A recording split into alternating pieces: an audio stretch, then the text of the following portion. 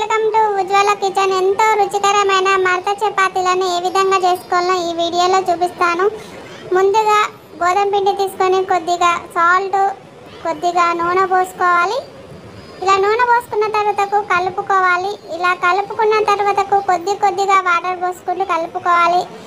ఇలా కలుపుకున్న పిండిని ముద్ద అయిన తర్వాతకు 5 లేదా 10 నిమిషాల సేపు పక్కన పెట్టుకోవాలి. ఆ తర్వాతకు ఇలా ముద్ద తీసుకొని మళ్ళీ కలుపుకోవాలి. ఇలా కలుపుకున్న పిండిని పక్కన పెట్టుకొని కొద్దిగా పిండి తీసుకొని ఈ విధంగా రోల్ చేసుకొని ఆ రోల్ చేసుకున్న ముద్దని పొడిలో ముంచుకొని ఈ విధంగా తాల్చుకోవాలి. అలాగే కొద్దిగా నూనె పోసుకొని మొత్తం అప్లై చేసుకోవాలి. ఈ విధంగా వీడియోలో చూపిస్తున్న విధంగా రోల్ చేసుకోవాలి. ఇలా రోల్ చేసుకున్న ముద్దను